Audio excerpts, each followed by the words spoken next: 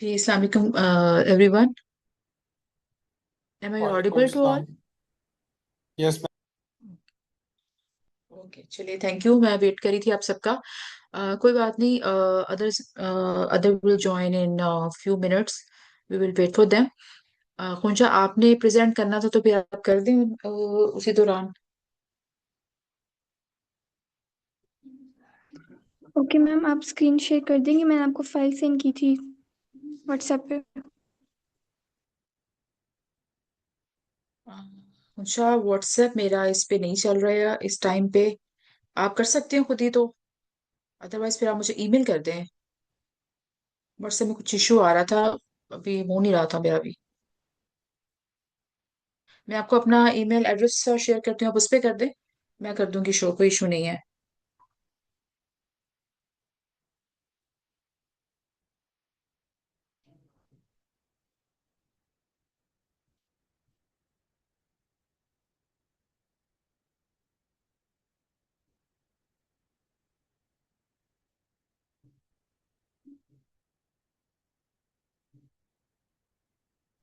Ma'am मैंने अभी phone से कनेक्ट किया हुआ है, तो मैं फ़ोन से स्क्रीन शेयर करूँगी तो हो जाएगा? स्क्रीन शेयर हो जाती है, लेकिन उसके डिस्प्ले में देख लें स्लाइड्स हैं तो वो तो कोई इशू नहीं है। स्लाइड्स बनाई हुई है आपने? यस मैम, पावर पॉइंट की स्लाइड्स हैं, 2 स्लाइड्स हैं बस। कोई इशू नहीं है, वो तो हो जाएगा। कन्वीनियंटली ओके हो मैम, जाता है। ओके मैं स्टार्ट करती ओके, आप ठीक है। आप कर दें। इनकेस कोई इशू हुआ तो I have shared my email address to you. तो फिर आप देख लीजिएगा, उस पर कर दीजिएगा।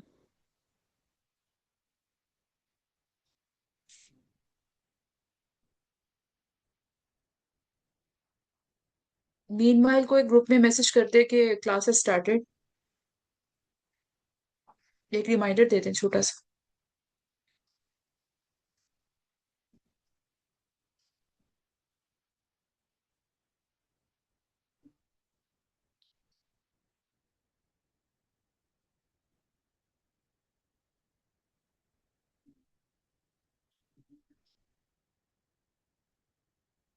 हूँ। मैम आप परमिशन दे दें इसे शेयर करने की। ओके।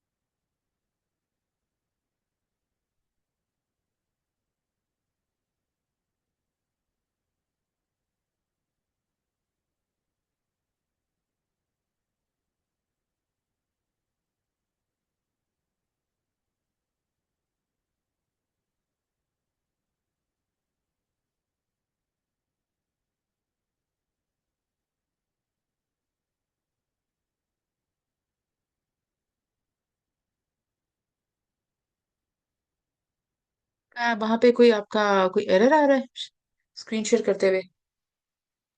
यस मैम, उस पे लिखा है only host can share screen. Okay, let me check. मेरे पास कोई ऐसा चाह तो नहीं आ, लेकिन मैं फिर भी देख लेती हूँ।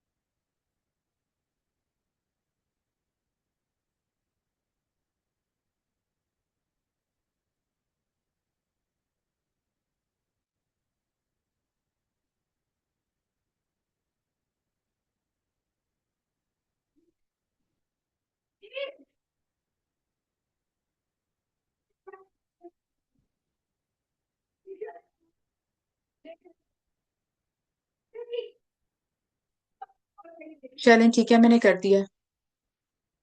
आप देखिए इसको। Okay ma'am.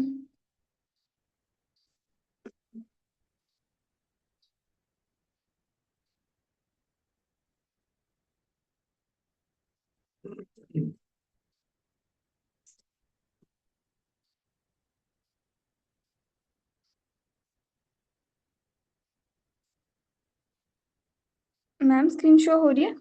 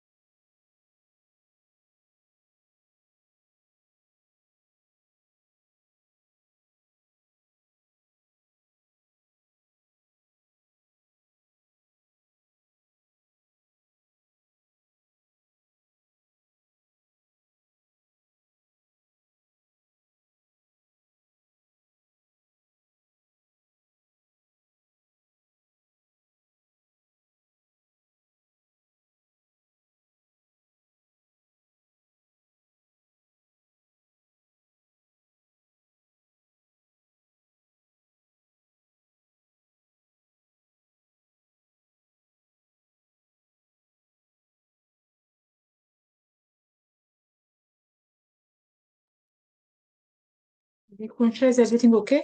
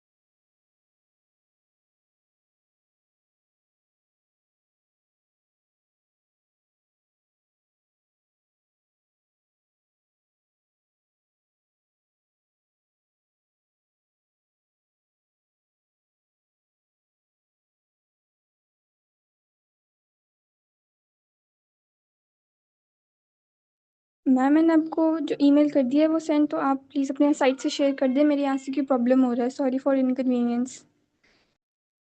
नहीं नहीं, कोई प्रॉब्लम नहीं, मैं देख के करती हूँ।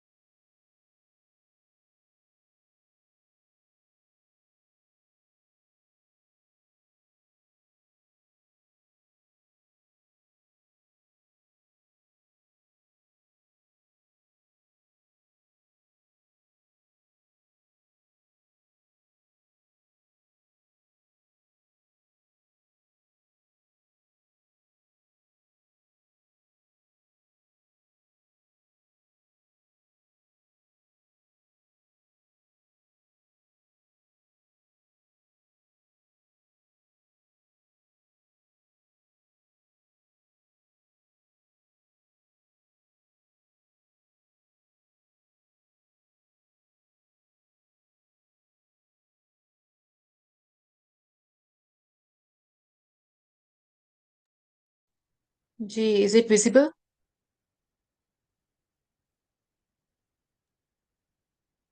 Yes, Yes, ma'am. ma'am. I am sorry for the delay, कुछ नेटवर्क का इशू था डाउनलोड वगैरह करने में, उसको ओपन करने में जीमेल को। जी, खुशा यू कैन स्टार्ट बेटा। Okay, ma'am. Assalamualaikum everyone. Today I will explain why do scientists argue. Scientists often question and challenge each other's result and each other's ideas. They do this not because they want to fight, but because they want to test whether a discovery is correct or not. In science, every idea must be supported by strong evidence and not on the basis of their personal opinions. So, scientists ensure that their scientific conclusions are based on facts and experiments. Ma'am, next करिएगा please.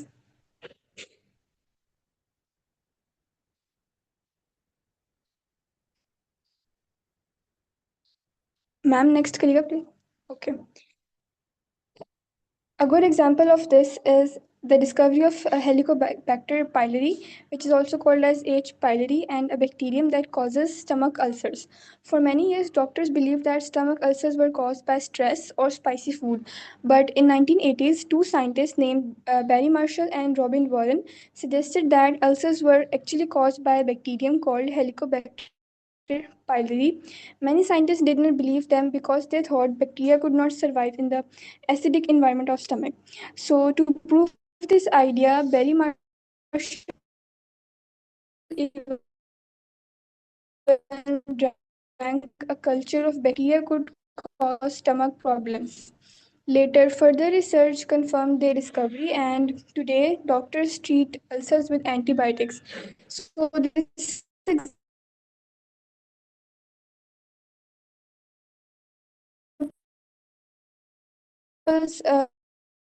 example shows that scientists scientists challenge and argue each other's results to test them carefully and discover the truth. Because of this process, science becomes more accurate and helpful for people.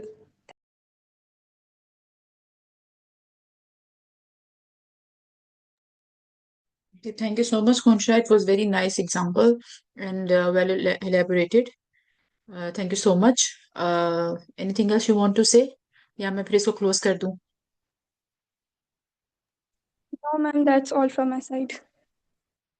चलिए, thank you so much.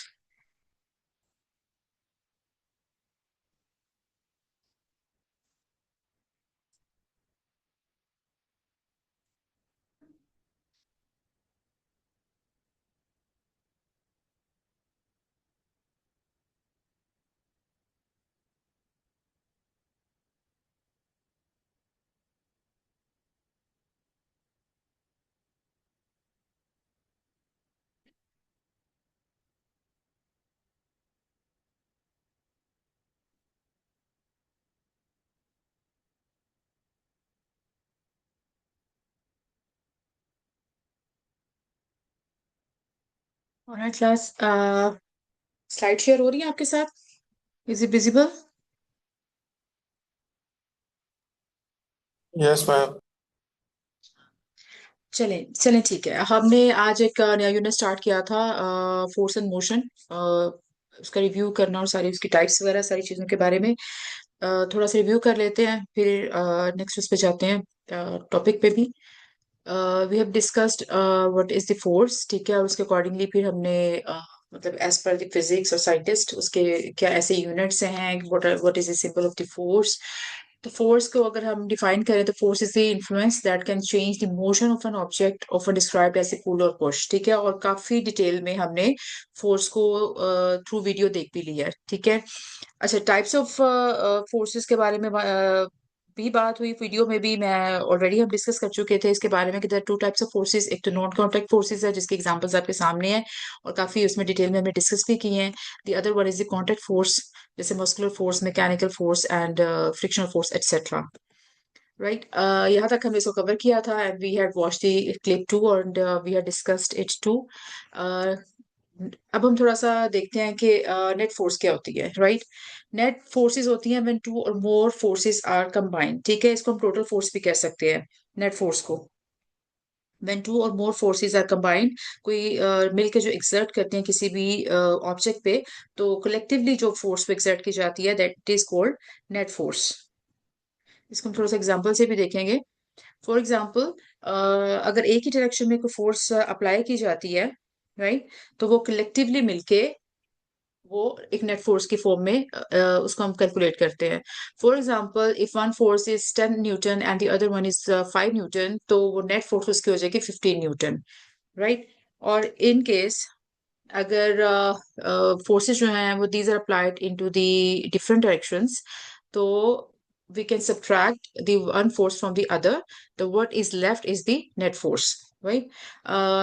Subtract the two and figure out which direction was the stronger of the two.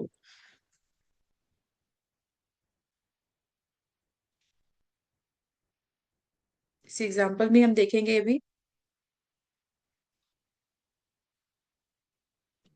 अच्छा जी, these are the example of the net force. Rules for net force है, forces in the same direction are added. जैसे पहले भी इसमें describe किया गया कि अगर टू फोर्सेस होती हैं और दी डायरेक्शन इज सेम, तो these are added into each other, और जो भी उसका आंसर आता है that would be the net force.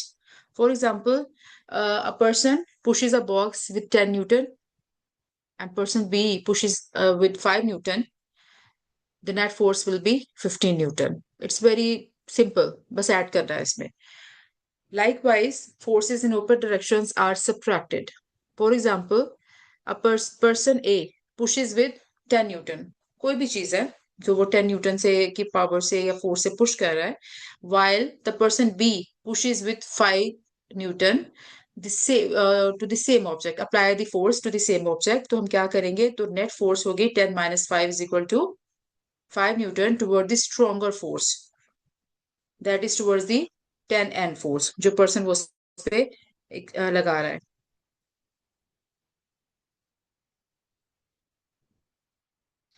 Now come balanced versus unbalanced forces. Unbalanced forces are those forces when the net force on an object is net zero. For example, अगर हम इसकी example है tug of war की, ठीक है. There are 4 or 5 person on one side, 5 person on one side. चलिए हम एक definite amount ले लेते हैं, and the 5 person on the other side too. और we assume करते हैं in a very you can say situation कि एक तरफ से भी 300 न्यूटन की फोर्स अप्लाई हो रही है. टग ऑफ वॉर कभी किसी ने खेला है या देखा है? जहाँ पे वॉर जो है वो एक रोप जो है वो खींची जाती है. This is a very common Yes, ma'am. Sports as well. रस्सा कुशाई तो कहते हैं इसे. भी जी, मैं कह रहा हूँ कि इसे आप कुछ कह रस्सा रहे थे? कुशाई कहते हैं. मैं हाँ, कह रहा था इसका बिल्कुल नाम ठीक रस्सा कह रहे हैं, कुशाई और है. इसको रस्सा कुशाई भी कहते हैं. हाँ बिल्कुल, इसको रस्सा कुशाई भी कहते हैं. अच्छा, for example there are 5 persons pulling the rope towards themselves, and हम अज्यूम करते हैं कि बहुत आइडियल सिचुएशन में, ऑल्दो ऑब्वियस सी बात है कि जो फोर्स है वो it depends on many factors, ठीक है. तो हम आइडियल सिचुएशन में इसको प्रिज्यूम कर लेते हैं कि there are 5 person on the left side, they are pulling the rope, ठीक है, and the 5 person on the right side also, they are also pulling the rope, ठीक है. और जो वो फोर्स एक्सर्ट कर रहे हैं फ्रॉम बोथ ऑफ साइड, एक तरफ से भी 300 न्यूटन है, दूसरी तरफ से भी 300 न्यूटन है, ठीक है. तो क्या होगा, the net force will be 0, ठीक है. उस सेंस में there will be no change in the motion. मतलब एक सेंट्रल पॉइंट है, उधर भी बैलेंस हो जाएगा और उधर भी बैलेंस हो जाएगा. तो this is example of the balanced force, ठीक है. लेकिन इफ यू अज्यूम दैट कि एक तरफ जो है there are 5 person, they have 300 newton force, while on the other person there are only 3 people, ठीक है, जो कि ऑलमोस्ट 150 या 200 न्यूटन फोर्स लगा रहे हैं. It means the net force is not 0, right. तो जो ज्यादा तरफ फोर्स लग रही होती है उसकी तरफ, जैसे हमने यहाँ पे बैक पे भी देखा, इसकी एग्जांपल जैसे नेट फोर्स में लास्ट जो आप लाइन देखें, 5 and toward the stronger force, तो दैट वाज व्हाई वो जो फोर्स है वो शिफ्ट हो जाएगी towards the stronger one, that is towards the 300 Newton. इसी वजह से आपने कभी नोटिस किया होगा कि जिस तरह ज्यादा लोग होते हैं या वेट ज्यादा होता है या पुल की फोर्स ज्यादा होती है तो टग ऑफ वॉर में वो लोग जीत जाते हैं। They are selected as winner because उनकी जो फोर्स है वो इक्वल नहीं होती नेट फोर्स, और वो toward that moves towards the more force, ठीक है, स्ट्रॉन्गेस्ट फोर्स की तरफ वो मूव कर रही होती है। So there are two examples, unbalanced और बैलेंस्ड फोर्सेस, जिसमें एक जो है वो उसकी नेट फोर्स जीरो होती है और that do not produce change in motion, while the unbalanced force where is the net force is not zero that produce a change in the motion, ठीक है। अच्छा जी, some facts about force. Force को अगर हम थोड़ा सा इसको वाइंड अप करें तो कुछ इसके फैक्ट्स हैं, वो हम देख लेते हैं कि which is the weakest force in nature. Gravity is the weakest force as its coupling constant in small in value। अच्छा, क्या आपके माइंड में आता है कि क्यों इसको वीकेस्ट फोर्स कहा जा रहा है, हालांकि हम ग्रेविटेशनल फोर्स के बारे में बहुत पढ़ते हैं।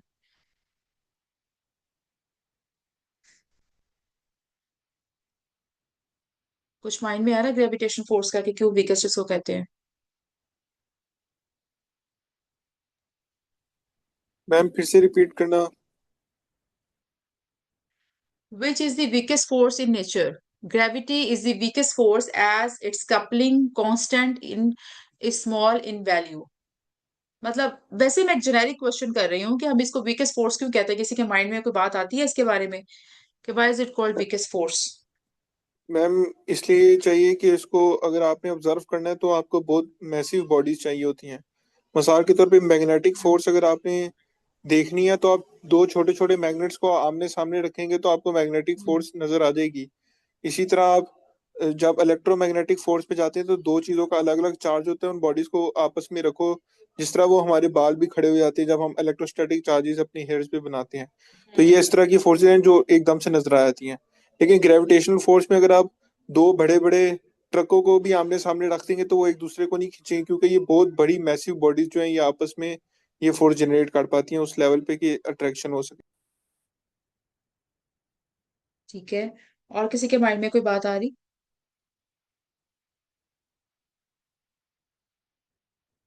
अच्छा, आदिल ने दोनों चीजों को डिस्क्राइब करती है। जो हमारा नेक्स्ट एक फैक्ट है, which force is the strongest one. The strongest force is strong nuclear force which is 100 times stronger than the electromagnetic force, जो न्यूक्लियर फोर्स होती है, ठीक है। ये some sort of you can say fan fun fact कह सकते हैं या फैक्ट अबाउट फोर्सेस कह सकते हैं। Now which force causes a charged balloon to attract another balloon? आपने कभी उसको बचपन में कभी रब या किसी बच्चे को बलून्स को रब करते हुए देखा है? ये बहुत जेनेरिक सी एग्जांपल्स होती हैं, लेकिन बहुत छोटी छोटी चीजों में बहुत बड़ी बड़ी बातें भी छुपी हुई होती हैं। मैम बचपन में वो बहुत कंघी जेनेरिक सी सर पे एग्जांपल होती हैं, हाँ। रब करके कागज के छोटे छोटे हाँ। पीसीस को अट्रैक्ट करते होते थे। हाँ। हाँ बिल्कुल। और आपको पता है कि जब स्टार्टिंग में चीजें समझाई जाती हैं तो बहुत बड़ी बड़ी एग्जांपल्स नहीं दी जाती, और ये छोटी छोटी एग्जांपल्स है जो हमारे माइंड में फिर बहुत इन द लॉन्ग रन बैठ भी जाती हैं। अभी भी देखें, अगर हम एग्जांपल दें तो हमें वो बहुत छोटे होते हैं कि एग्जांपल्स याद आ रही होती हैं, कि जब हमारी टीचर्स या हम खुद भी घर पे आके एक्सपेरिमेंट कर रहे होते थे कॉम करके, और वो छोटे छोटे पीस ऑफ पेपर के जो उठ सके ना, इतने हो उनका वेट इतना हो, और उसके साथ हम करते हैं तो वो फोर्स से क्रिएट हो जाती है। इसके अलावा जैसे we use to wear sweaters, और उसके बाद वो हमारे हेयर फ्रीजी हो जाते हैं जब हम स्वेटर रिमूव करते हैं, इस तरह की फोर्सेस जो वो लग रही होती है। सिमिलरली जब ब्लून को भी रब करते हैं तो उसमें भी एक तरह का एक फोर्स क्रिएट हो रही थी जो उनको एक दूसरे की तरफ अट्रैक्ट करने में हेल्प आउट करती है, ठीक है। So the weakest in the nature is the gravity and the strongest one is the nuclear force, ठीक है। And the force that attract the balloon towards each other is the electrostatic force, और उसकी बहुत सारी और भी examples हैं। अच्छा जी, फोर्स तो हमने देख ली। अब सेकंड जो हमारा टॉपिक है दैट इज मोशन, जिसमें सारे वो यू कैन से आते हैं लॉज ऑफ न्यूटन। थोड़ा सा इसको जेनेरिक देखते हैं, उसके बाद फिर इंशाल्लाह हम इसको डेप्थ में भी देखेंगे। अ, इसकी डेफिनेशन अगर हम जाएं तो when an object changes position, when an object changes position over time ठीक है, टाइम के साथ साथ पोजीशन जब चेंज हो रही होती है, compared with the reference point, क्योंकि रेफरेंस पॉइंट इसका हो, we say that the object is in motion. ठीक है, मोशन, इसको हम इस तरह भी कह सकते हैं कि motion occurs when an object changes its position with time relative to a reference point. ठीक है, टाइम के साथ साथ जैसे उसकी पोजीशन चेंज हो रही होती है, कि एक रेफरेंस पॉइंट इसको दिया होता है, तो उस सारी जो प्रोसेस है उसको हम कहते हैं मोशन कहते हैं। ठीक है, फॉर एग्जाम्पल अगर हम इसके एग्जाम्पल लें तो car moving on a road. ठीक है, एक रेफरेंस पॉइंट है जिसकी तरफ उसने मूव करना है, और उसकी पोजीशन भी साथ साथ ओवर द टाइम चेंज हो रही होती है। अगर हम अपने एक न्यूक्लियर उसमें सिस्टम में, सोलर सिस्टम में देखें, अर्थ रिवॉल्विंग अराउंड द सन। ठीक है, पोजीशन चेंज हो रही है, साथ साथ एक रेफरेंस पॉइंट है जिसकी तरफ उसने मूव करना है, और एक इट विल टेक टाइम। ठीक है, कुछ तीन चीजें हैं जिस जो इसमें मोशन में परफॉर्म कर रही होती हैं। ठीक है, अच्छा, to identify motion we need a reference point. For example, अगर हम इसके एग्जांपल एक और भी देख लें, a passenger sitting in a moving bus. हमने भी इस चीज को ऑब्जर्व किया होगा, और ये बहुत सारा फिनोमिनन पढ़ाया भी जाता है। अ passenger sitting in a moving बस appear still to an other passenger but moving relative to the ground। ठीक है, जहां पे हम बसेस में या किसी भी जगह पे हम लोग सफर कर रहे होते हैं, ट्रेवल कर रहे होते हैं, तो we are in a stationary position as respect to the other passengers, या जो उस बस, कार या किसी भी जगह पे मौजूद हैं, but we are moving according to the ground और द रोड। तो इसको हम इस तरीके से भी देख सकते हैं, टूवर्ड्स दी एक टूवर्ड्स द रेफरेंस पॉइंट, तो हमारी पोजीशन उस परस्पेक्टिव में पोजीशन भी चेंज हो रही होती है, and it took time to. Speed, speed, अच्छा, कुछ चीजें मैं हम इसलिए थोड़ा सा इसको कुछ डेफिनेशंस को, कुछ फॉर्मूलाज को, कुछ चीजों को वैसे ही जेनेरिक पढ़ेंगे, क्योंकि आगे लॉस ऑफ मोशन में उसको समझने में आसानी होगी। तो हम बस इन चीजों का एक ओवरव्यू करेंगे, थोड़ा सा इसके न्यूमेरिकल न्यूमेरिकल्स देखेंगे। ठीक है, काफी मतलब आपने किए होंगे सब, आई नो दैट कि आप सब फेमिलियर हैं कहीं ना कहीं पे इस टर्म से, इन सारी टर्म से जो हमने पहले भी वीडियो में भी देखी, और अभी इसको थोड़ा सा एलैबोरेट कर लेते हैं। The rate at which an object moves, ठीक है, depends on distance travelled and the time it takes to travel the distance. ठीक है, इसका अगर हम फॉर्मूला देखें तो उससे इसकी डेफिनेशन ज्यादा क्लियर हो जाएगी। Let me check, speed formula क्या होता है, कोई पढ़ेगा इसको?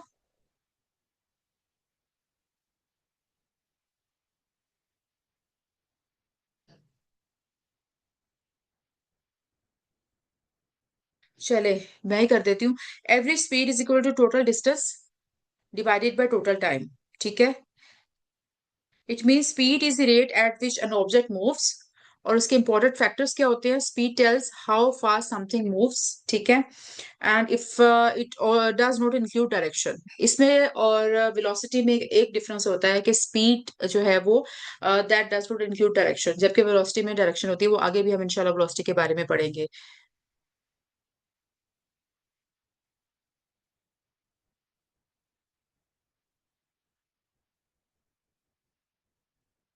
अगर हम इसके एक छोटे से एग्जांपल ले लें, a car travels 100 kilometre in 2 hours. ठीक है, तो हम इसका आंसर क्या होगा? A car travels 100 kilometre in 2 hours. मैं आपको ग्रुप में, इफ यू से, तो मैं आपको सेंड करती हूँ, उसको देखे, और ये आपके सामने है, and do let me know. 50 kilometre per second. Yes, 50 kilometre per second. Total distance divided by total time, that is 50 kilometre per second.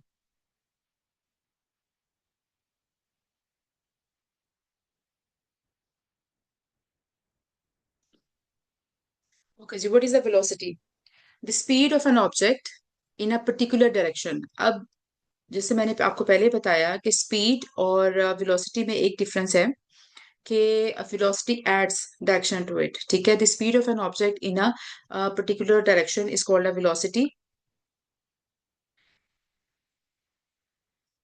Don't confuse with the this with speed, they don't mean the same thing. अब वो कैसे different होते हैं हम इसको थोड़ा सा checkout भी कर लेते हैं।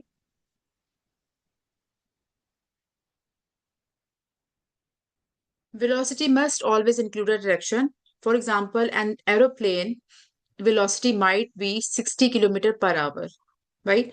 अब इसमें एक स्पीड है 60 किलोमीटर और per hour towards the south और नॉर्थ या ईस्ट वेस्ट या कोई भी आप डायरेक्शंस को दे देंगे तो वो स्पीड से सेपरेट हो जाएगी। इसी एक एग्जांपल हम ले लेते हैं, a car moving 60 kilometre per hour toward the north, तो उसकी वेलोसिटी हो जाएगी 60 kilometre per hour north. This is the difference between the speed and the velocity. Speed contains only magnitude, while velocity contains magnitude and direction, both. और examples हम पहले इसके बारे में डिस्कस कर चुके हैं, उसमें डायरेक्शन इंक्लूड हो जाती है और डायरेक्शन के विदाउट हो तो वो स्पीड होती है।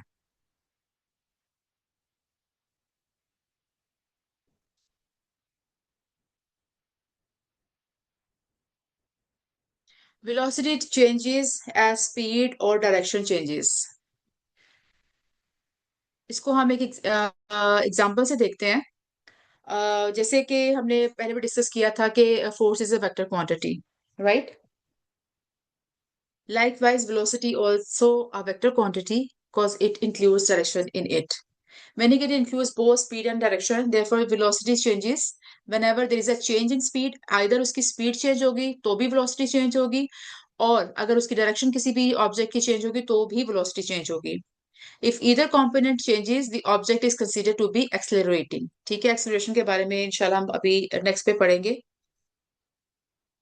First अगर हम example लें वेलोसिटी में, जैसे कि स्पीड और plus direction both make velocity, तो एक अगर हम एग्जांपल है स्पीड के अकॉर्डिंगली, तो velocity changes if an object increases और decreases its speed even if moving in a straight line. आसान सुन लेते हैं जरा।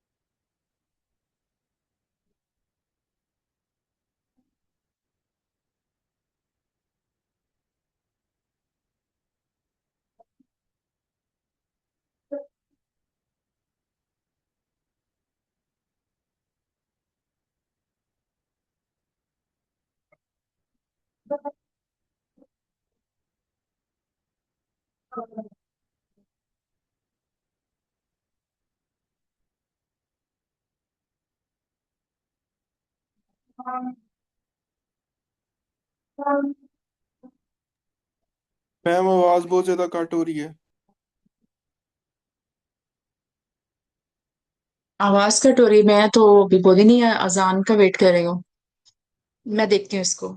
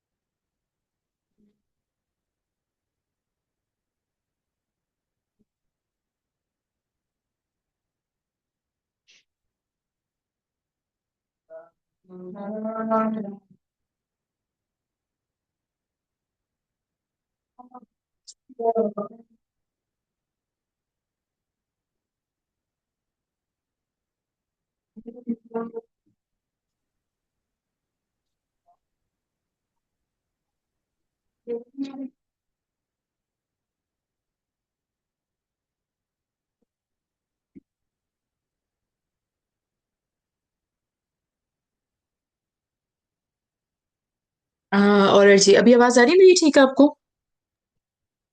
Yes ma'am. मैम मेरे ख्याल से किसी और का माइक खुला हुआ था। Okay okay. अच्छा जी, we were discussing about the velocity. As you all know that velocity is made up of two things, speeds अगर उसमें ऐड कर दीजिए डायरेक्शन तो it makes velocity। और दोनों ही इसके जो है वो चेंजेस पे इम्पैक्ट करती हैं। इधर भी change the speed irrespective of the direction, और इधर भी change direction irrespective of the speed। ठीक है।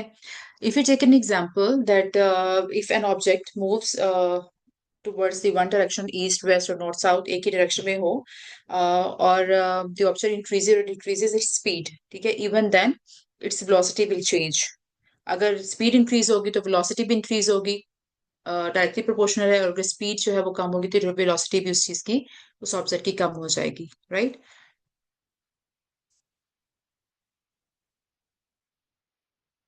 Okay. And the second, yes ma'am. अगर हम उसका लॉ देखें तो velocity changes with direction too. In case if the speed remains the constant or speed remains the same, तो और and the direction of the object is changed, तो उसके accordingly फिर velocity भी change हो जाती है। फॉर एग्जाम्पल अगर एक कार है, एक रेसिंग कार है, and it is driving in a circular motion, circular track पे उस पे मूव कर रही है, ऑब्वियस सी बात है उनकी स्पीड जो है वो that will remain the same, that will be 100 mile per hour. But at every bit of time, at every bit of second, you can imagine the direction of the car is racing car is changes. So that was why it, although the speed is the same, but due to the change in the direction, the velocity of the car will be changing continuously। ये सिर्फ आपने थोड़ा सा इसके बस एक overview लेना है इन चीजों का, टुवर्ड्स द डेफिनेशन और उसके जो कुछ फॉर्मूलाज हैं थोड़े बहुत उनके अकॉर्डिंगली। अदरवाइज इसको इतना ऐसा लर्न करने की जरूरत नहीं, बस एक कॉन्सेप्ट हमने इसका क्लियर करना है। एक्सेलरेशन करने से पहले मैं आपको एक वीडियो लिंक जो है वो कर देती हूँ शेयर। छोटा सा है बिल्कुल, वो आप देख लीजिए। मीनवाइल थोड़ी सी अजानें वगैरह भी कंप्लीट हो जाएंगे इंशाल्लाह। और मैं माइक का, मुझे याद है आदिल ने बोला था कि वो रिपीट हो रहा होता है, तो माइक मैं फिर अपना क्लोज कर देती हूँ। वी विल मीट इंशाल्लाह at 8:10 and we will discuss it. Right. मैं शेयर कर रही हूँ आपको। Thank you.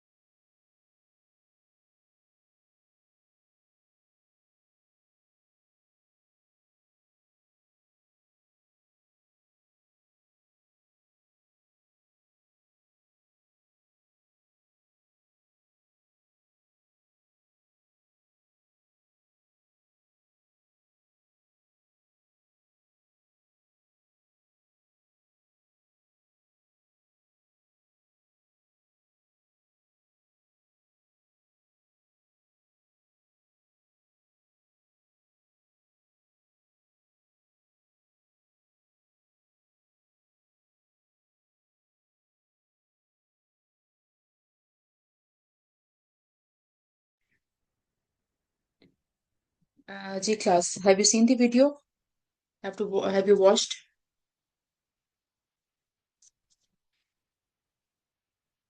Are you all back? Yes, ma'am.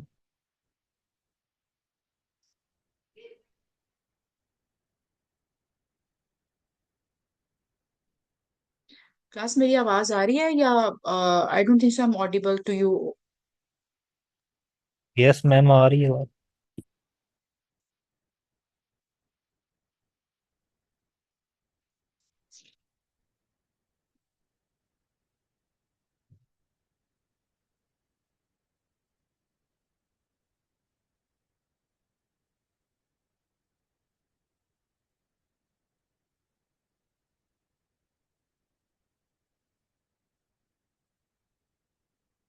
Ji class, am I audible to all? Yes, ma'am. Yes ma'am.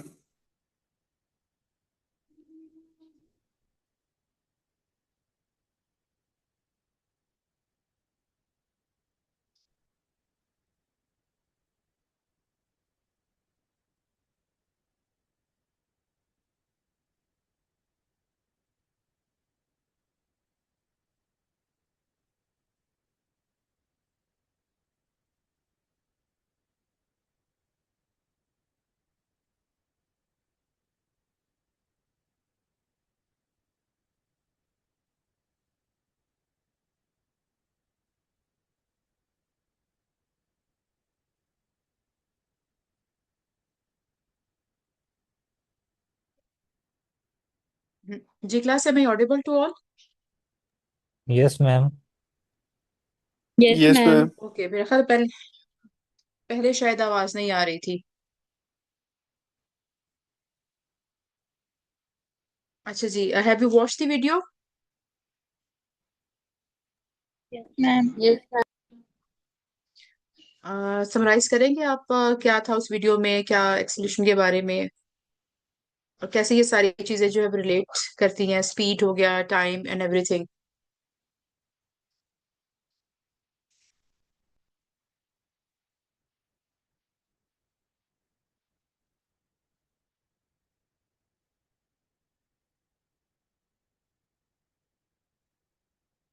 कोई समराइज करेगा इसको?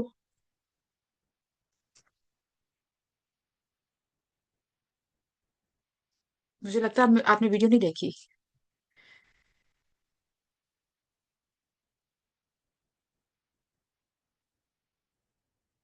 दोबारा क्या डिस्प्ले करूं वीडियो?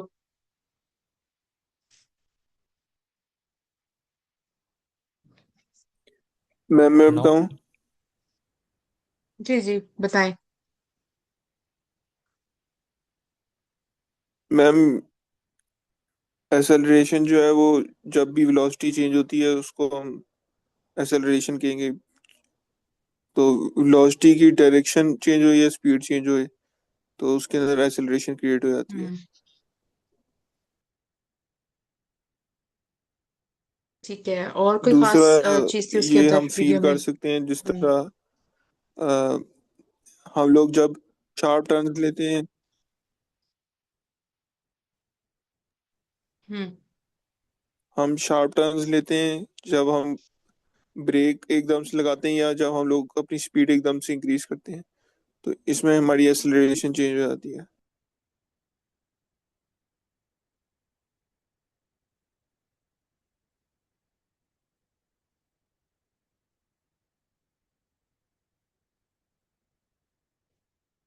आदिल, आपकी आवाज आवाज नहीं आ रही आपकी।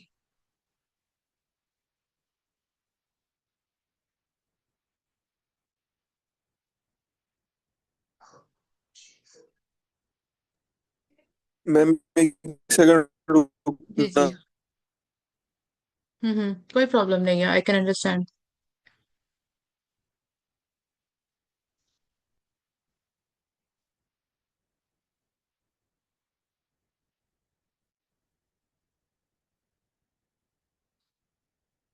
जी, मेन मेल कोई और बताएगा तो कोई और चीज नोटिस किया आदिल का? आई थिंक कोई इशू आ रहा है उधर सिग्नल वगैरह में।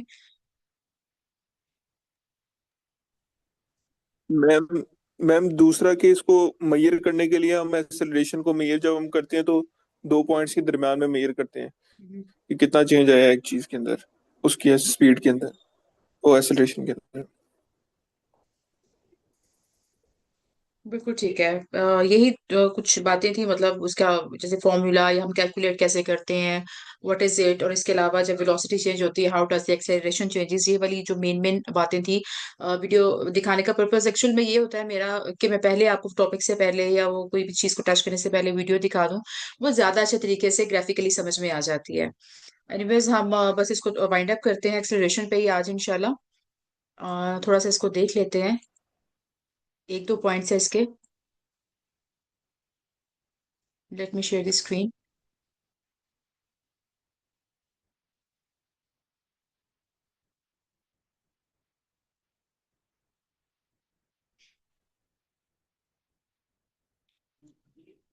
जी, is it visible to all? Yes ma'am. Yes ma'am. अच्छा, सारी चीजें ऑलमोस्ट जो हैं वो काफी डिटेल में उसमें वीडियो में अवेलेबल थी। बस हम इसको एक ओवरव्यू करेंगे। The rate at which velocity changes, ठीक है, दैट इज कॉल्ड एक्सेलरेशन। अब वो जो वेलोसिटी चेंज है that could be due to the speed, change in the speed, और इधर इन द डायरेक्शन, या फिर दोनों की। स्पीड में भी चेंज आ सकता है, डायरेक्शन में भी चेंज आ सकता है, या डायरेक्शन और स्पीड दोनों में चेंज आएगा तो उसकी एक्सीलरेशन पे उसका इम्पैक्ट पड़ेगा, ठीक है। अब जैसे कि फॉर्मूलाज अभी भी आदत बता रहे थे और उस वीडियो में भी बताई गई थी कि इसमें वेलोसिटी जब चेंज होती है तो उस चेंज के अकॉर्डिंगली एक्सेलरेशन में कैलकुलेशन एक्सेलरेशन की कैलकुलेशंस की जाती हैं। तो एक्सेलरेशन का जो formula that is final velocity, जहाँ पे मतलब the bigger one subtracting the starting velocity. For example, अगर starting velocity that is 0 और final velocity that is 10, ठीक है, तो 10 minus 0, just like this, and time it takes to change the velocity। तो ये सारा जो है वो फॉर्मूला हम इंशाल्लाह इसको फॉर्मूला से करेंगे, न्यूमेरिकल्स में थोड़ा सा करेंगे।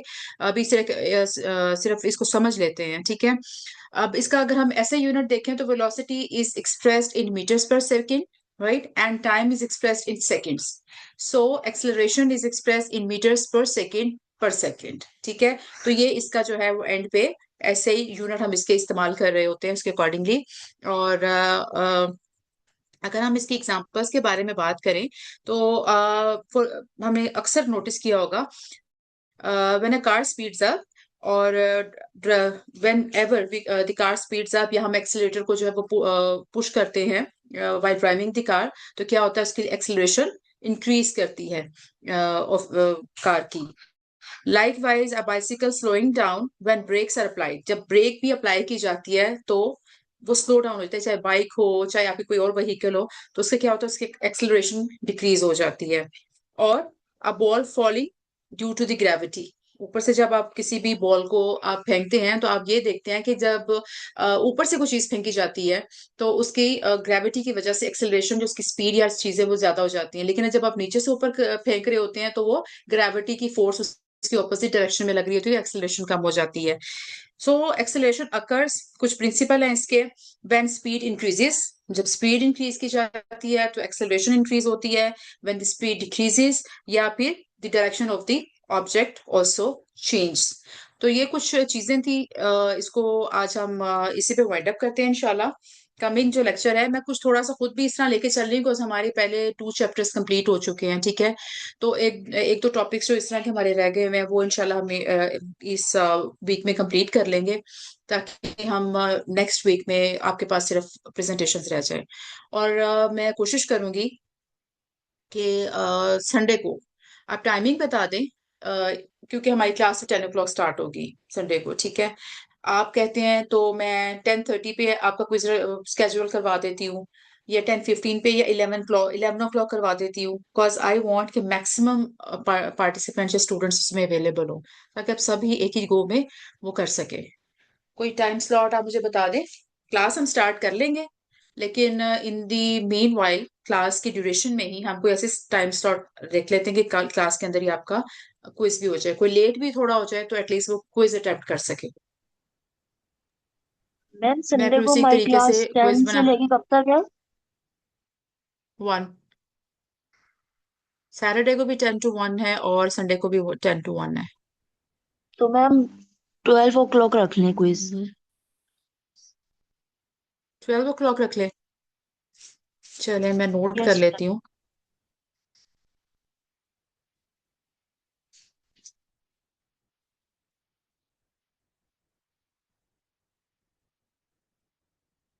अच्छा, ये इंशाल्लाह ताला by the end of Saturday ये टॉपिक कंप्लीट हो जाएगा। तो I will share with you guys. तो फिर आप इसको प्रिपेयर कर लीजिएगा। क्विज जो है वो इसी टॉपिक में से आएगा बस। ये जो हम यूनिट कंप्लीट कर रहे हैं ओके ना, इसी में से आएगा। ठीक है, इसकी स्लाइड्स, इसके नोट्स, मैम, ये इसी फोर्स। में से आपका क्विज मैं इंशाल्लाह बनाऊंगी। कुछ कह रहे हैं आप आदिल? एक्टिविटीज इसकी इंशाल्लाह मैम हम ये सैटरडे को कहते हैं कर ये लेंगे। फोर्स वाला इन केस चैप्टर अगर, सिर्फ। जी जी बिल्कुल, सिर्फ फोर्स वाला चैप्टर। अडेप्टेशंस और जो मैंने वो करवाए थे, हमने किए थे अडेप्टेशंस एंड अदर वन, उसके तो क्विज और वो ले ली थी। क्लास एक्टिविटीज भी हो गई थी। चलो एक क्विज हम कंडक्ट कर लेते हैं फॉर द फाइनल सेमेस्टर। तो सिर्फ इसका क्विज दूंगी मैं। मीनवाइल आप मुझे कल तक या बता दीजिए, परसों तक, परसों दोपहर तक बेशक कोई मसला नहीं है, फ्राइडे 12 तक, 12 PM तक अपने जो मैंने आपको पहले भी बताया था क्लास से पहले, अगर किसी ने भी ज्वाइन किया है, अपना name, title of your project, ठीक है, और इधर you want to give it on Thursday in 5 to 8 slot, ठीक है, या फिर ऑन फ्राइडे 10 to 1। वो फिर आप कर दीजिएगा, जो मुझे अवेलेबिलिटी के अकॉर्डिंग समझ आया तो I will discuss on Sunday. आप फ्राइडे तक कर दीजिएगा। अटेंडेंस मार्क कर मैम लेते हैं आपको गानिया। मैम आपको पर्सनली टेक्स्ट हाँ करना है बताएं, ये? कुछ कह रही थी अरीम आप? यस मैम, ये आपको पर्सनली टेक्स्ट करना है? आई एम सॉरी हनीम, आपकी वॉइस कट गई है। मैम आपको पर्सनली ये टेक्स्ट करना है या फिर ग्रुप में करते हैं? ग्रुप में करते हैं। वो इसका एक फायदा ये होगा कि ग्रुप में आप करेंगे तो एटलीस्ट आप सबको आइडिया हो जाएगा कि इसकी कौन कौन सी टाइम स्लॉट है, और आपके जो प्रोजेक्ट्स हैं वो भी ओवरलैप नहीं करेंगे। फिर इस तरीके से आप ग्रुप में करते हैं। जो पहले असाइंड है ना प्रोजेक्ट, जिस पे आपने काम स्टार्ट किया हुआ था, वही आपने टॉपिक सेलेक्ट करने हैं, ठीक है, उसके अकॉर्डिंगली आपने टाइटल बनाना यस मैम। है। ओके, अटेंडेंस मार्क कर रहे थे Ghania. Present ma'am. Hareem, present ma'am. Iman present है। Yes, ma'am, present. Sabiha, present. Raza, present ma'am. Adil, Faika, present ma'am. Ma'am मैं present ma'am. Present. Munsha, Present, ma'am. Ayesha and Mohib.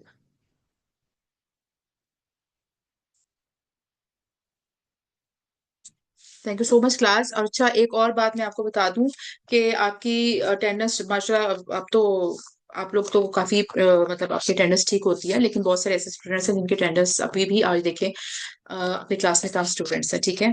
तो ये चीज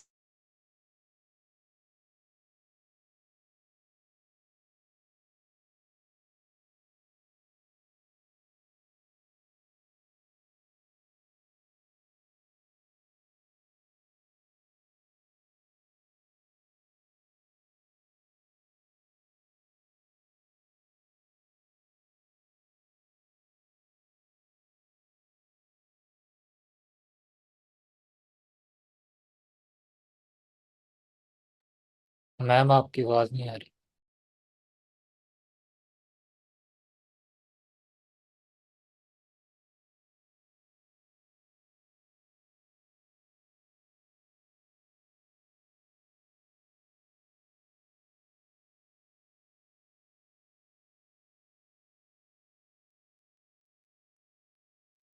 ये class, I am sorry, class जो है वो एकदम से वो डिस्कनेक्ट हो गई थी।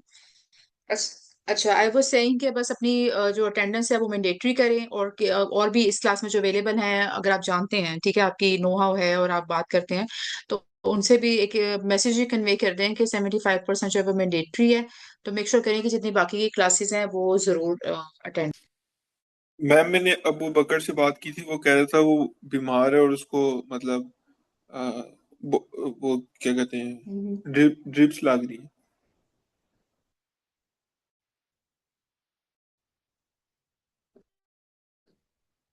ठीक है, अगर ऐसा कोई इशू हुआ करे तो you can text me.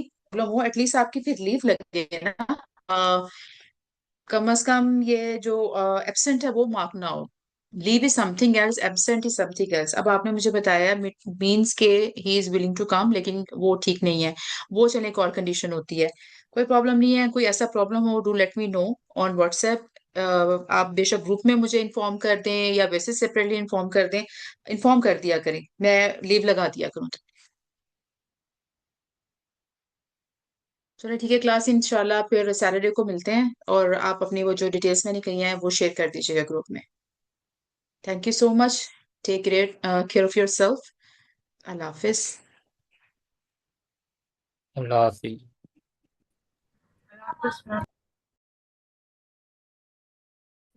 Allah Hafiz.